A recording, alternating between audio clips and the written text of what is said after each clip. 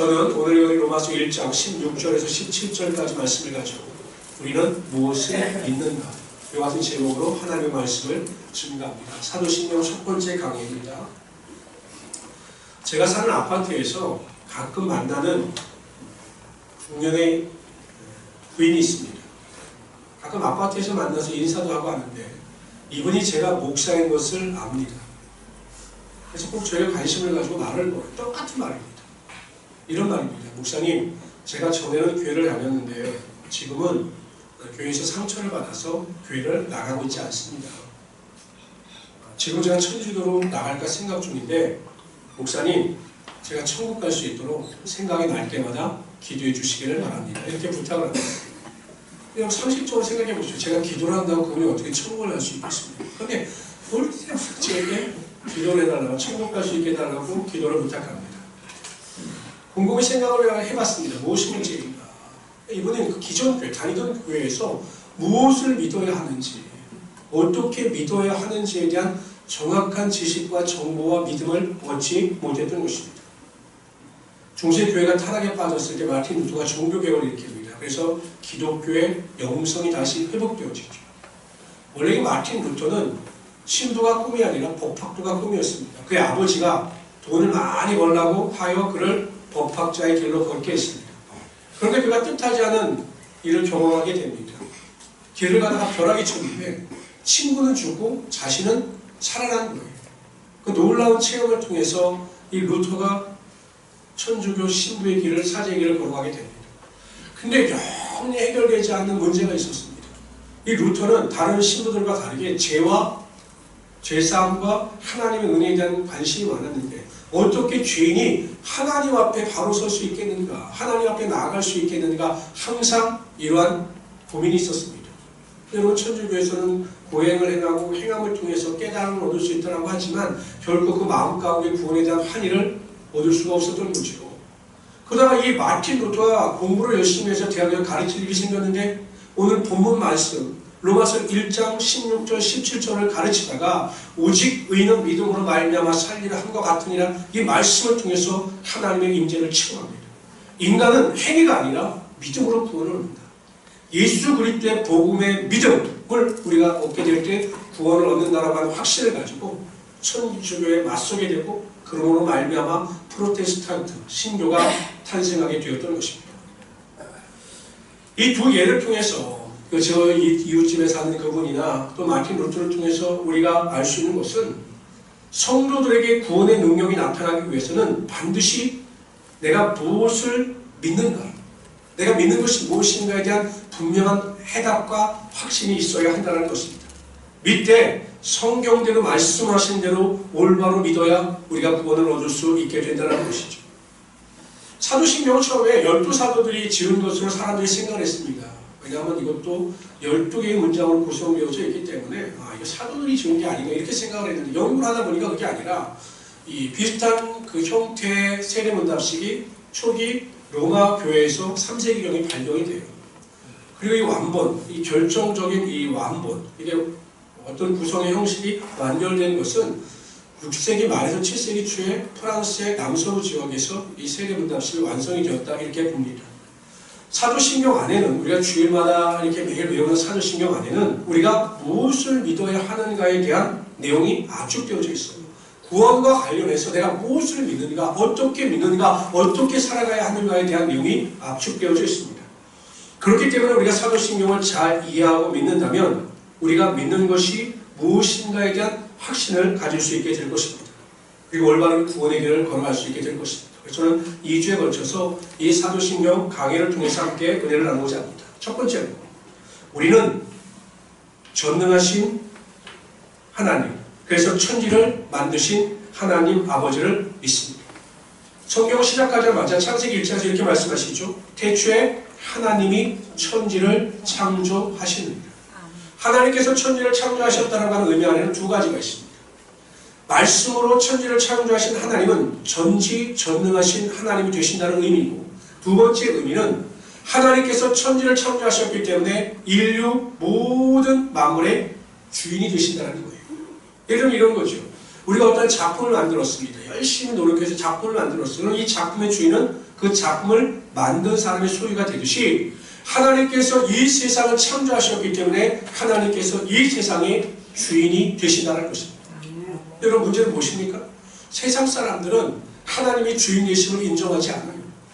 인간은 우연히 진화에 의해서 만들어졌고 이 지구도 빅뱅이라고 하는 폭발에 의해서 우연하게 탄생한 것이기 때문에 이 세상의 주인은 하나님이라는 사실을 부정합니다. 그래서 자기 멋대로 사는 거죠. 자신의 소견대로 살아가는 것입니다. 그러나 예수 믿는 사람들은 그렇지 않아요.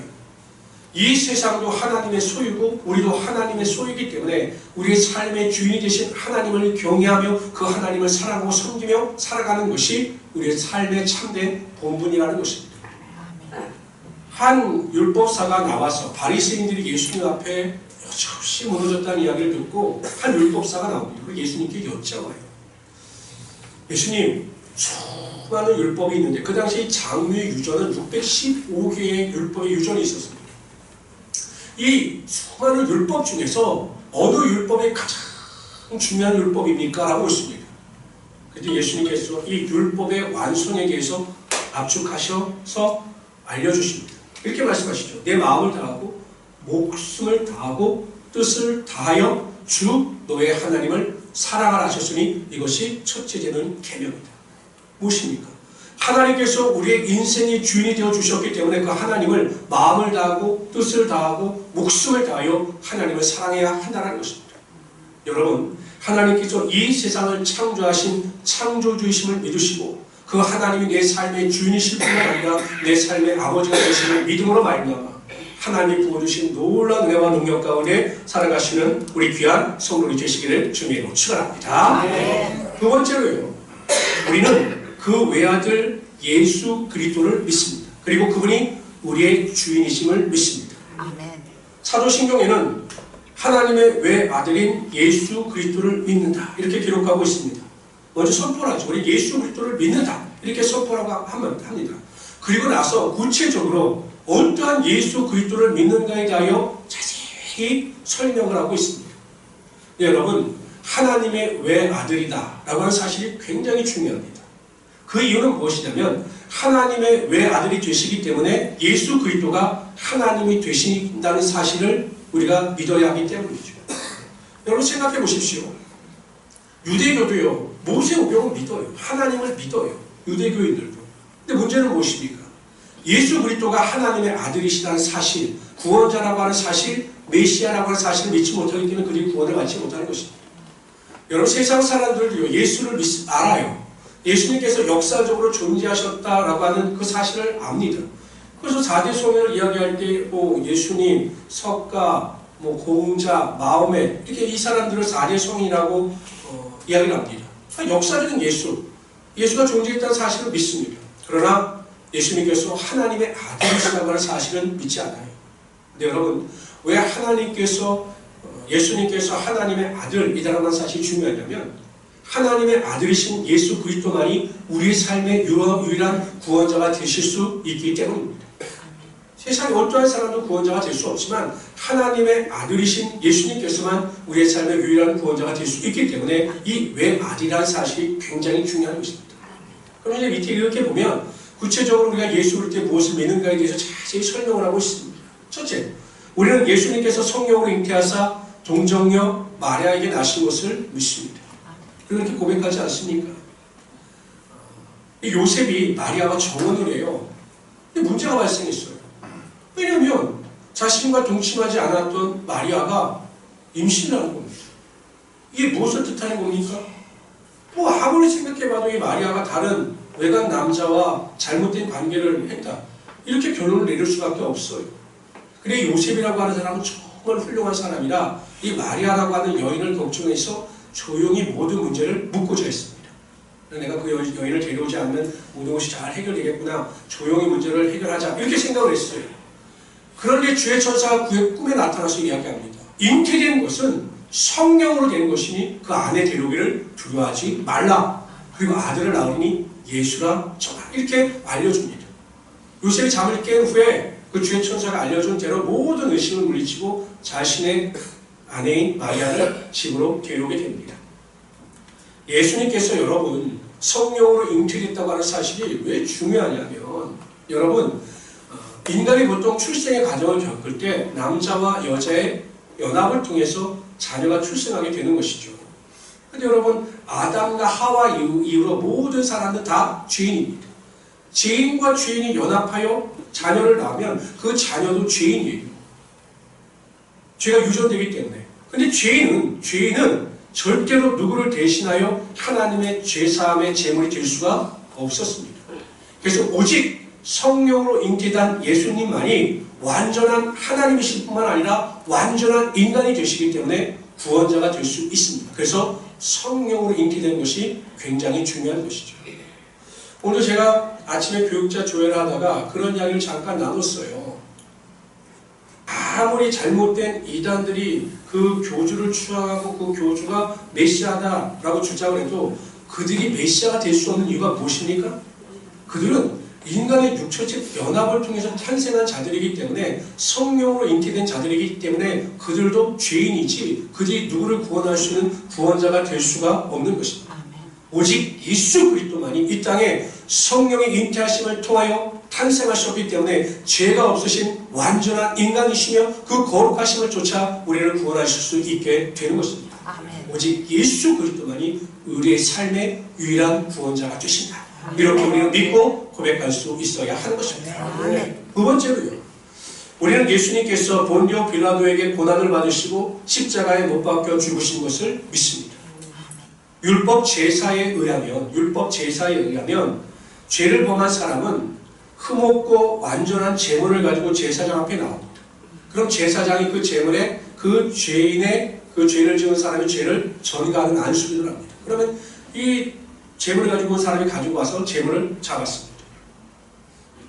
예수 그리스도도 마찬가지입니다. 구약 성경에 보면 이사야서 이렇게 말씀하셔요. 다 같이 읽어봅시다. 시작. 그는 실로 우리의 질문을 지고 우리의 슬픔을 당하였거늘 우리는 생각하기를 그는 징벌을 받아서 하나님께 맞으며 고난을 당한다 하였구나. 그가 죽임은 우리의 허물을 인함이요 그가 사람은 우리의 죄악을 인함이라.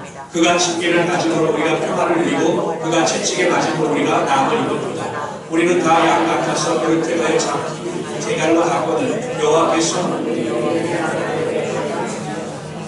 우리의 모든 죄를 예수님께 담당시키셔서 예수님께서 십자가의 고난과 고통을 당하시고 십자가에서 우리의 죄를 담당하시어 돌아가셨던 것이죠.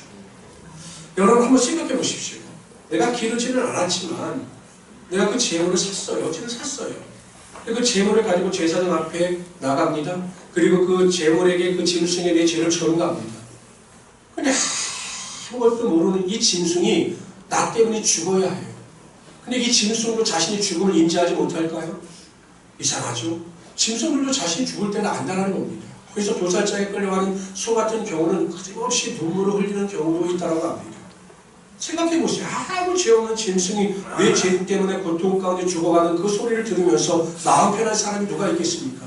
그 인간의 양심이라면 미안한 생각이 들지 않겠어요? 내가 다시는 죄를 짓지 않겠다. 그래서 저런 고통 가운데 죽어가는 짐승이 없도록 하겠다. 이러한 마음을 가지지 않겠느냐라는 것입니다. 생각해 보십시오.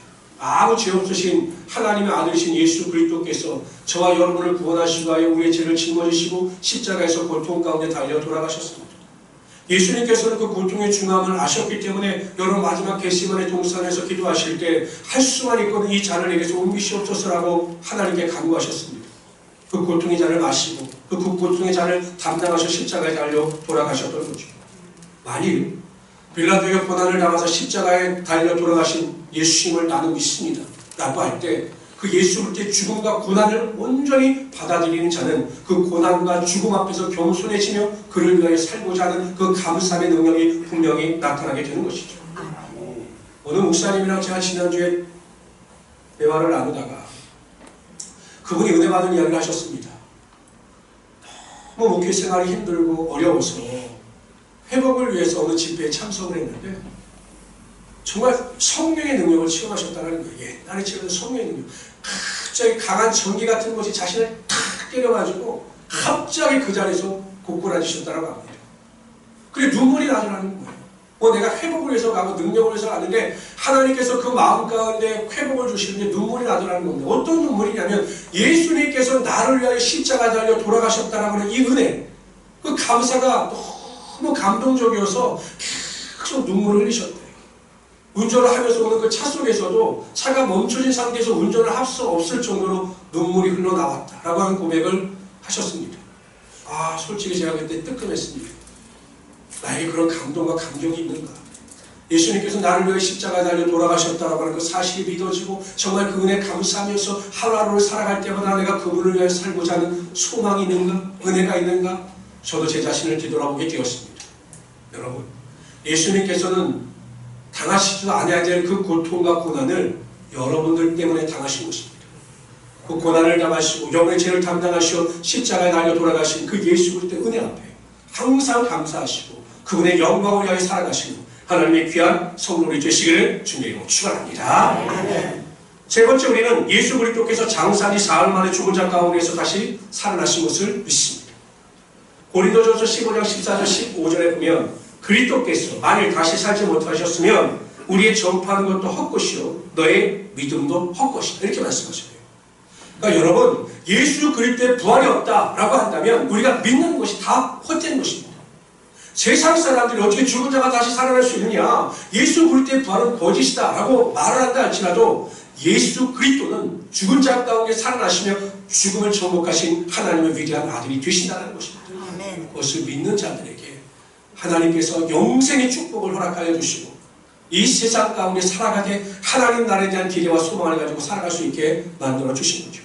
요한복음 3장 16절에 이렇게 말씀하십니다. 하나님이 세상을 이처럼 사랑하사 독생자를 주셨으니 이는 저를 믿는 자마다 멸망치 않고 영생을 얻게 하려 하십니다. 아멘. 독일 히틀러의 만행으로 고통을 당하고 있을 때입니다. 그때 디트리 본헤퍼라고 하는 목사님이 계셨습니다. 이 목사님은 미국에 있는 유니온 신학교에서 공부를 하고 계셨는데 그의 논문은 그 당시에 유명한 기독교 신학자였던 칼바르트가 인정할 정도로 아주 논문이 훌륭했습니다. 그러니까 이 본헤퍼라고 하는 목사님은 뭐 지금도 많은 그 학자들이나 목회자들에게 존경을 받지만 유니온 신학교에 그냥 미국에 있었으면 그냥 편안하게 교수의 길을 걸어갈 수가 있는데 자신의 조국의 위기에 빠진 것을 알고 독일로 돌아옵니다. 안타까운 사실은 그 당시 독일 교회가 하나님께서 주신 선지자적 사명을 가지고 살았으면 좋았을 텐데 이 히틀러의 편에 서서 히틀러의 만행을 옹호하고 합리화시킨 일에 앞장섰습니다. 이 일을 동의하면서 이 본헤퍼 목사님이 히틀러와 반하는 세력에 서서 반히틀러 전선을 구축합니다. 체포가 돼요. 히틀러가 흔하게 목사님을 악하게 생각했는지 바로 그냥 사형을 처해버렸습니다. 마지막 사형장으로 가는 길에 그 갇혀있던 감옥에 있는 사람들이 많이 울었습니다. 울고 있는 이 사람들을 향해서 본헤퍼 목사님이 이렇게 이야기합니다. 여러분, 나는 죽으러 가는 것이 아닙니다. 다시 살러 가는 것입니다. 우리는 다시 만날 수 있을 것입니다. 그러면 너무 슬퍼하지 마십시오. 우리 다 천국에서 만납시다. 그렇게 웃으면서 형장의 예수로 사라졌습니다. 이 모습을 보면서 많은 사람들이 큰 감동을 받았습니다. 아, 정말 그 하나님 나라가 있구나 라고 하는 소망을 가지게 되었다고 합니다. 제가 이번 주에 운전을 해서 교회를 보고 가다가 아무리 생각해도 시간이 너무 빠른 거예요. 시간이 너무 빨라요. 지난주 월요일 같았는데 벌써 일주일이 지나가고 9월달인 것 같았는데 10월달이 되고 11월달이 다 시간이 너무 빠른 겁니다. 그래서 우리 집사람에게 농담으로 그랬어요. 내가 젊었을 때에는 권사님이나 연세 드신 분들의 말이 와닿지 않는데 이제는 와닿는다 이렇게 이야기했습니다. 권사님도 그러셨어요. 저한테. 목사님, 인생이 20대 때는 20km로 갑니다. 30대 때는 30km로 갑니다. 목사님 50대가 되면 50km 가고 70대가 되면 70km로 갑니다. 80대가 되면 뒤를 돌아볼 수 없을 정도로 빠르게 지나갑니다. 이런 말씀을 하셨는데 제가 그 사실이 와닿지 않았거든요. 근데 제가 50대가 되고 보니까 와 닿아요. 진짜 50km로 달려갑니다. 2018년 같았는데 2019년이에요. 이제 곧 있으면 2020년입니다. 인생이 덧없음을 보게 되는 거죠. 성경은 뭐라고 말합니까? 우리 인생이 이슬과 같고 안개와 같다는 거예요.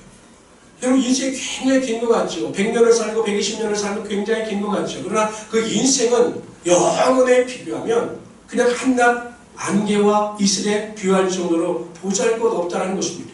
근데 우리 인생은 이 보잘것없는 인생을 살아가면서 마치 모든 것인 것처럼 다인 것처럼 그렇게 살아가고 있지 않습니까?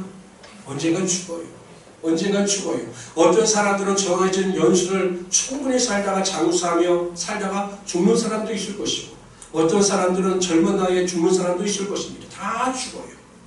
그런데 중요한 것은 우리의 숨이 끝나는 순간 우리의 운명은 두 갈래 중에 하나로 향하게 될 것입니다. 공통점은 있습니다. 어느 갈래의 길로 가든지 간에 영원히 산다고 하는 것은 똑같습니다. 똑같아요. 두 갈래의 길이 있는데 어느 길로 가든지 영원히 살아요. 죽음을 정복하신 예수 그리스도를 믿지 못한 사람은 지옥에서 고통 가운데 영원히 살 것입니다. 예수 그리스도를 믿지 않는 사람들은 영원히 살게 지옥에서 고통 가운데 살 것입니다. 그러나 죽음을 정복하신 예수 그리스도를 믿는 우리들은 천국에서 영원히 왕노릇하면서 살아갈 수 있게 될 것입니다. 그런 거예요, 여러분. 그래서 우리가 친척들이나 형제들이나 자매들을 전도하는 이유가 여기 있는 것이에요. 그들에게 전도하지 않으면 그들이 영혼의 구원을 받지 못하면 그들은 영원히 고통 가운데 있는 지옥에 갈 수밖에 없기 때문에 그들의 영혼을 주님께로 인도할 수 있어야 한다는 것입니다. 성도 여러분, 여러분들에게 보장되어진 그 영생의 축복을 기대하시면서 소망 가운데 살아가시고, 구원받지 못한 자들, 믿음이 연약한 자들을 위해서 눈물을 흘려 기도하심으로 그들을 주님께서 허락하시는 영생의 기쁨을 맛보며 살아갈 수 있도록 인도하시는 우리 귀한 성도들 되시기를 주님으로 축원합니다. 네 번째, 우리는 예수님께서 하늘에 오르사 전능하신 하나님 우편에 앉아 계신 것을 믿습니다. 예수님께서 부활하셨습니다. 그리고 40일 동안 하나님의 나라에 대해서 이 땅에서 제자들을 가르치셨습니다. 그리고 제자들이 보는 가운데 하늘로 올라가셨습니다. 스데반 집사가 산헤드린 공회의 사람들, 유대인들과의 논쟁 가운데 있었습니다. 모든 분위기가 절체절명의 위기였어요. 그때 스데반에 대해서 성경은 이렇게 기록합니다.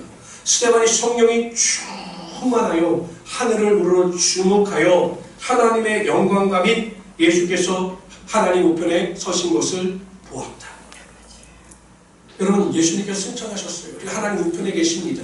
그 사실을 스데반이 본 것입니다. 성경은 표현하고 있지 않지만 스데반이 예수 그리스도를 바라볼 때 예수님께서는 온화하고 인자한 모습을 가지고 그를 안아주실 것을 아마 보여주셨을 겁니다. 그래서 스데반이 그 마음속에 평안 가운데 모든 삶의 마지막을 맞이할 수 있었던 거죠. 로마서 8장 34절에 이렇게 말씀하십니다. 읽어봅시다. 시작. 누가 정죄하리요 죽으실 뿐만 아니라 다시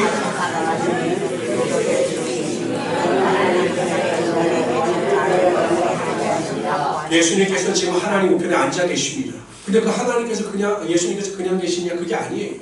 우리가 기도할 때마다 우리를 위하여 하나님께 친히 간구하시고 우리를 위하여 중보기도를 하고 계시다는 사실입니다. 우리가 기도할 때마다 예수님께서는 우리보다 더 간절한 마음으로 하나님께 대하여 우리의 중보기도를 드리고 계셔요. 얼마나 감사한 일입니까? 우리가 기도하기만 하면 능력이 나타날 수 있다는 확신이 우리 마음 가운데 있지 않습니까? 하나님 우편에 계신 예수 그리스도를 바라보시면서 믿으시면서 온전히 기도 생활 가운데 승리하며 살아갈 수 있는 우리 귀한 성도를 주시기를 주님으로 축원합니다. 다섯 번째, 우리는 예수님께서 저리로서 산자와 죽은 자를 심판하러 오실 것을 믿습니다. 절이라고 하는 것은 영어로 레어입니다. 그곳으로부터 오신다라는 거예요. 하나님의 나라로부터 오신다. 왜 오십니까? 심판하러 오신다는 거예요. 예수님의 초림, 육신을 입고 이 땅에 오신 예수님의 목적은 구원이 목적이셨습니다. 물론 믿지 않는 자들에게는 이미 심판이 선언되어진 것이지만 그래도 구원이 목적이셨고 많은 자들을 구원하셨습니다. 다시 오신다면 그때는 예수 그리스도께서 심판주로 오신다. 이렇게 말씀하고 있는 거죠. 요한계시록 1장 17절에 보면 이렇게 말씀하셨습니다. 다 같이 읽어봅시다. 시작. 닭이 눈이 그를 보겠고 그를 치는 자들도 그를 보이요 땅에 있는 모든 족속이 그를 인하여 애국하리니 그러하리라. 심판으로 인하여 애국하는 자들이 나타나게 된다는 거죠. 뿐만 아니라 여러분 마태복음 25장에 보면 이렇게 말씀하십니다. 다 같이 읽어봅시다. 시작. 인자가 자기 영광으로 모든 천사와 함께 올 때에 자기의 영광의 보좌에 앉으리니 모든 민족을 분별을 같이 하여 양과 오른편에 예수님께서 오셔요. 그 양과 염소를 구분하십니다. 양은 오른편에, 염소는 왼편에 두셔요. 성경에 보면 오른편에 있는 양은 그 행위를 쫓아 칭찬하시고 왼쪽에 있는 염소도 그 행위에 따라 책망을 받습니다. 심판을 하신다는 것이에요.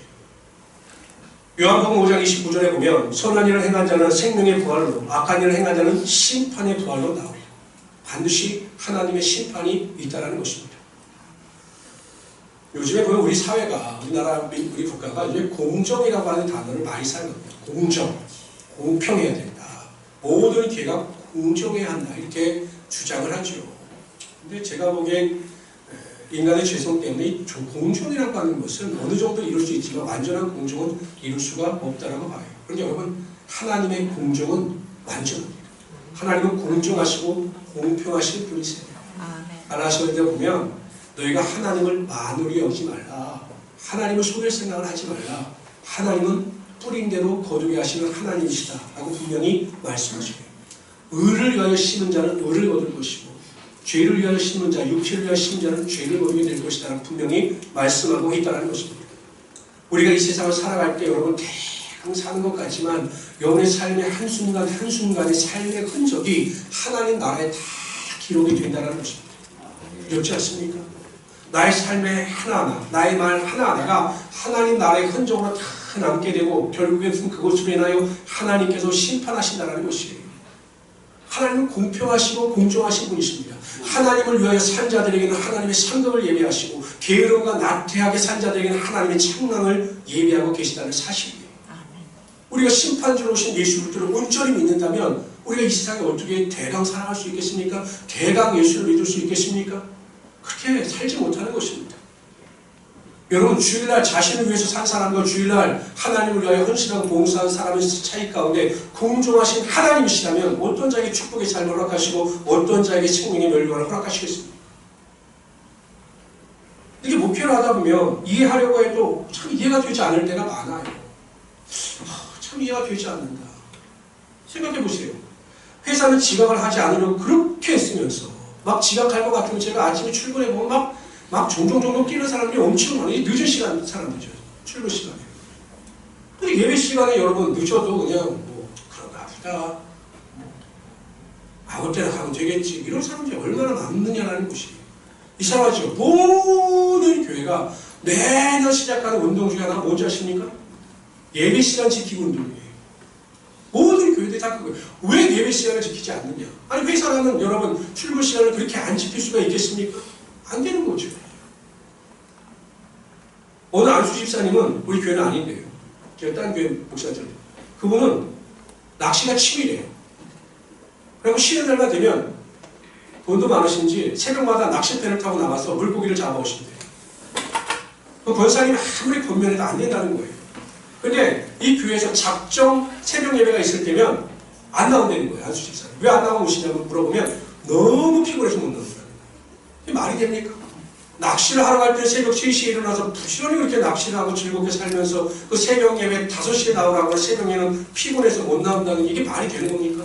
안 되는 거죠.